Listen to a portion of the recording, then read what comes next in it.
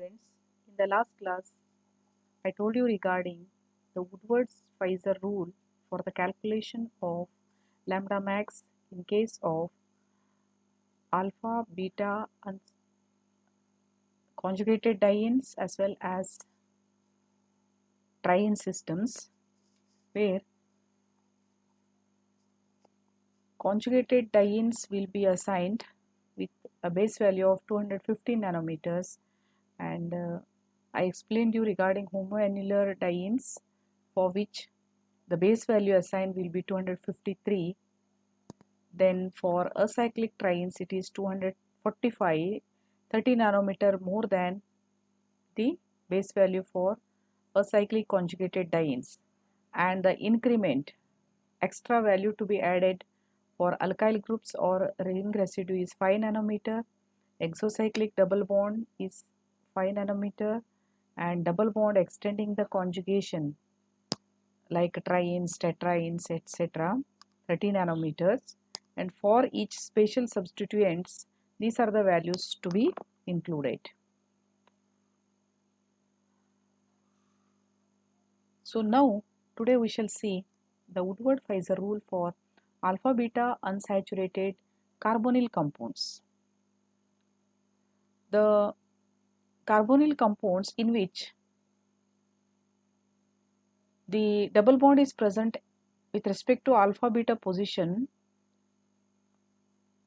for these compounds also it is possible to calculate lambda max value using Woodward-Fieser rule, and the separate rules are assigned to these alpha beta unsaturated carbonyl dienes.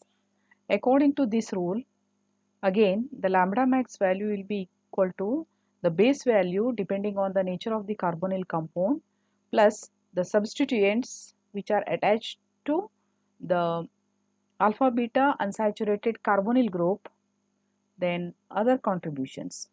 The sum of all these will be equal to the lambda max value. So according to this rule, alpha beta unsaturated acyclic means open chain structures or 6-membered ring ketones will be given the base value of 250 nanometers.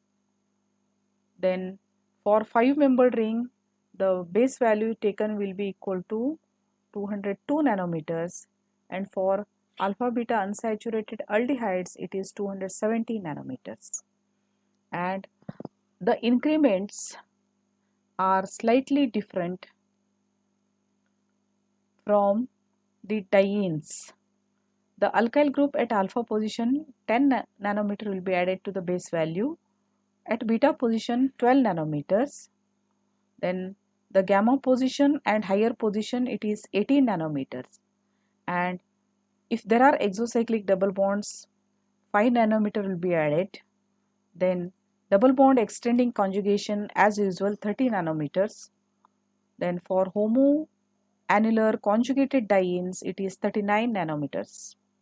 Then if there are oxochromes, then depending on the position alpha, beta and gamma, the respective values are added to the base value to get the final lambda max value for that particular compound. So now we shall see how to calculate the lambda max value for different compounds. So here is a typical example of alpha beta unsaturated carbonyl compounds where basically they contain carbonyl group, and this carbonyl group itself has a double bond. With respect to this double bond, the carbon atom we have to number, that is carbon number 1, 2 and carbon number 3. So the second carbon atom will be regarded as alpha carbon atom, and the third carbon atom will be regarded as beta carbon atom. That is why these carbonyl compounds are referred as alpha beta unsaturated carbonyl compounds. So this is the basic structure for alpha beta unsaturated carbonyl compounds, where the double bond of carbonyl group itself will be considered as one double bond, and at the conjugated position, that is at the alternate position with respect to these two carbon atoms, there is one more double bond at alpha and beta position. So this is called as a alpha beta unsaturated carbonyl compound. And so again, in carbonyl compounds, they may be aldehydes or ketones. Typically here aldehyde is given, hence the basic value considered will be 208 or 7 nanometers. Then if there are alkyl groups at alpha position, see the value here. If there is alkyl group at alpha position, then 10 nanometers should be added. If there is alkyl group at beta position, then we have to add 12 nanometers. That means depending on the position, the increment will be different. So this is the simplest compound where it's a ketone with carbonyl group, and at alpha and beta position there is a double bond. So it is an example of acyclic conjugated carbonyl compound. Hence the basic value is 250 nanometers, as you can see here from this table. Then what else is there?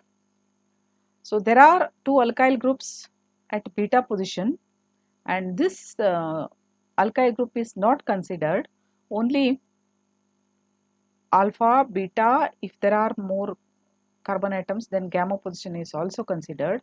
Hence the lambda max for this compound is 239 nanometers, that is sum of 215 plus 24.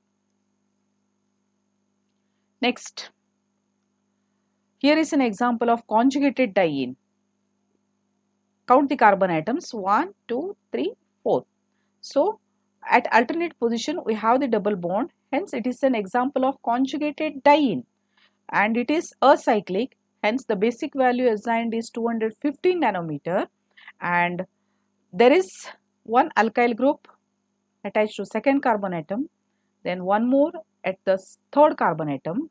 So here we have to consider Woodward-Pfizer rule for the conjugated dienes. So the base value is 250 nanometer, and there are two alkyl substituents, hence 2 plus 5, that's equal to 10 nanometer. The sum of these two is equal to 225 nanometers. Hence the lambda max for this compound is 225 nanometers.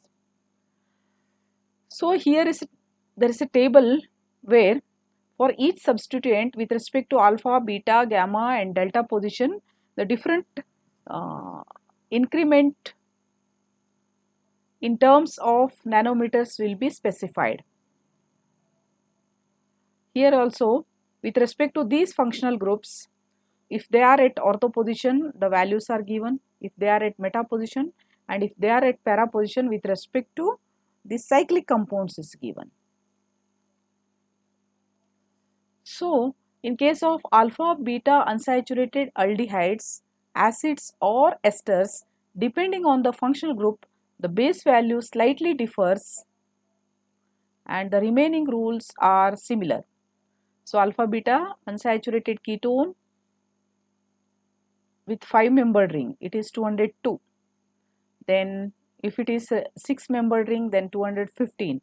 Then for aldehydes it is 207, like that.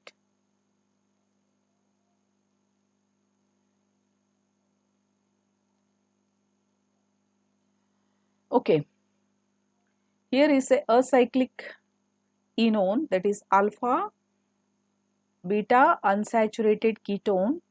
Then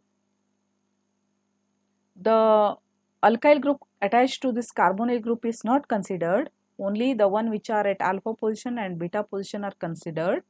So at alpha position there is one alkyl group, so 10 nanometer will be added to the base value, and at beta position there are two alkyl groups. So for each alkyl group 12 nanometer should be added. 12 into 2, it is 24. Hence in all the lambda max for this compound is equal to 249. So I have taken simple compounds which is easy for you to understand. So can you guess the total for this lambda max for this compound? It is a acyclic acyclic conjugated diene, hence the base value for this is either So for some books the values are slightly different, it is 215. Then if there are alkyl groups 1, 2, 3, then total value added will be 3 into 5, 15. Hence lambda max for this compound is 229. For cyclic compounds, here is an example of heteroannular diene, hence the base value is 215 nanometer. Then there are 3 ring residues. Ring residue means the carbon atoms attached to this heteroannular diene system. Here is one, here is one. So totally there are 3 ring residues. Hence the product of this is equal to 15 nanometers. Then there is one exocyclic double bond, means here is a double bond with respect to this at conjugated position. Here we have a double bond. Apart from that, it is a double bond which is outside this first ring, hence it is called as an exocyclic double bond. It is having this kind of structure. Hence the calculated lambda max for this compound is 235 nanometers. Similarly, for this compound, it is acyclic conjugated diene 1 and 2. There are 2 double bonds at alternate position, hence it is a diene and it is acyclic compound, hence the base value is 250 nanometer, and there are 2 ring residues. The carbon atoms attached to this diene system, which is a part of the ring system.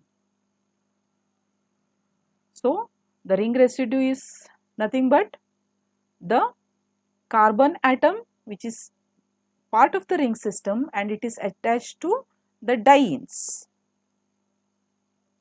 There are 2 alkyl groups 1 and 2, so totally 10 nanometers, and one more exocyclic double bond is there, so it is equal to 5 nanometers. The total is 240 nanometers. Hence these are the simple problems that I have mentioned to calculate the lambda max using Woodward-Fieser rule for dienes as well as for alpha beta unsaturated carbonyl compounds. So with this I am concluding this topic. If you have any doubts regarding the calculations or any other queries, if you have, you can contact me to my personal phone number, and in the next class I will start with a new topic, and that is the last topic, that is IR spectroscopy. Thank you.